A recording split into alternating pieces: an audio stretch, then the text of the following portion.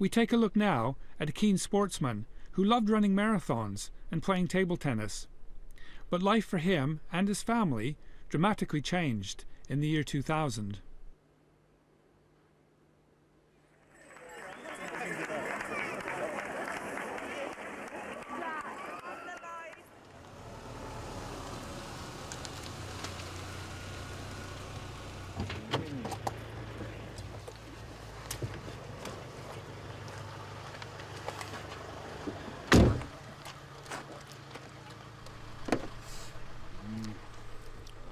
It started in 2000.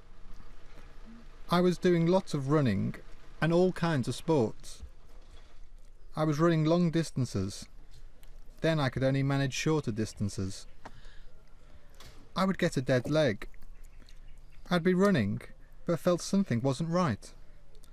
I went to the doctor and told him what was happening. He told me there was a problem and I needed some tests. He offered me a private hospital and I accepted. I went along and had an MRI scan.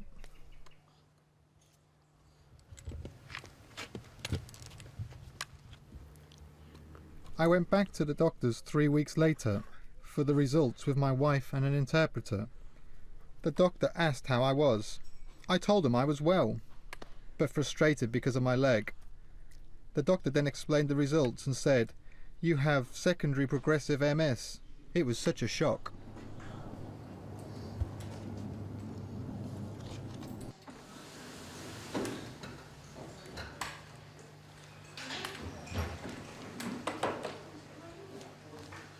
When the doctor told me the results, I was knocked for 6. I went home. I felt numb. I couldn't go out or go to work. I just felt really low. The MS nurse advised me to come to the MS therapy centre. They told me about the different services on offer, such as physiotherapy, massage, and that's where we are now. What about the work? Is that going well, or are you getting very fatigued, very tired? Very tired after working. And normally when I finish working, I go home and then sometimes I have a nap, sleeping around for half an hour and then... That's good. Multiple sclerosis, or MS, is a condition that affects the central nervous system. It's the most commonly disabling condition in young adults, usually diagnosed between 20 and 40 years old. Kerry does a lot of exercise and it has been shown to be very effective. He goes to the MS therapy centre regularly and has physiotherapy, and he also takes up swimming as well. It's very important to keep these ongoing activities to maintain a full active life.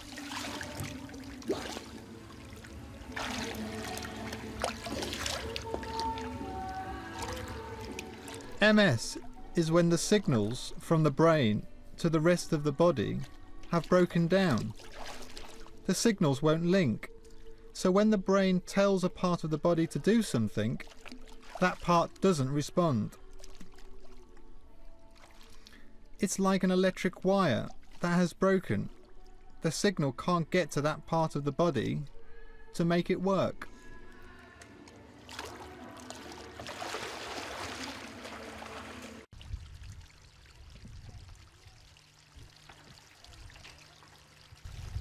When I got home, I was reading through the leaflets about MS. I felt really emotional as it became clearer about what MS meant. I realised it would change my husband's life for good, and I had to accept what was happening. I don't mean to accept the MS, but we had to think positively about the future and carry on with life.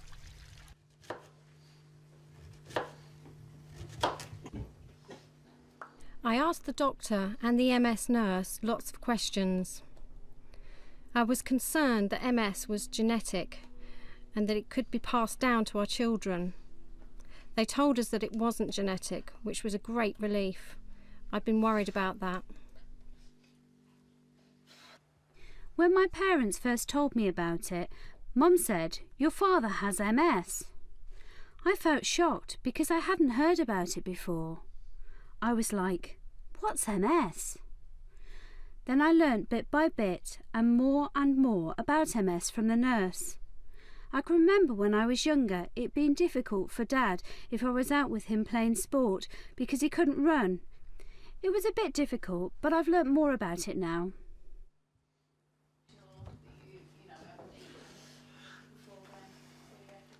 My husband has had to change his food.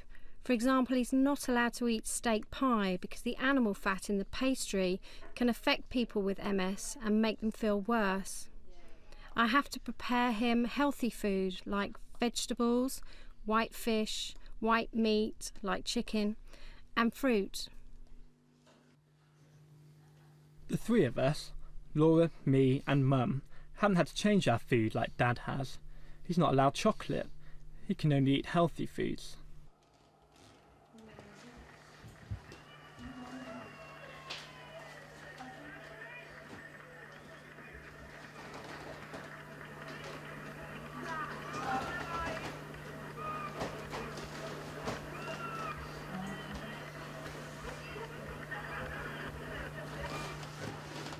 It's very, very emotional watching that. I've watched it lots, and it always makes me feel the same. I wish I could carry on with my running, but everything is different now. Things have changed. I lost contact with friends because they're all still into sport. I wish doctors or researchers could find a successful treatment or a cure so I could get back to how things were.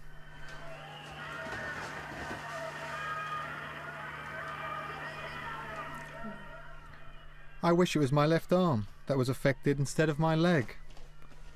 This leg's important to me for walking, running and other things.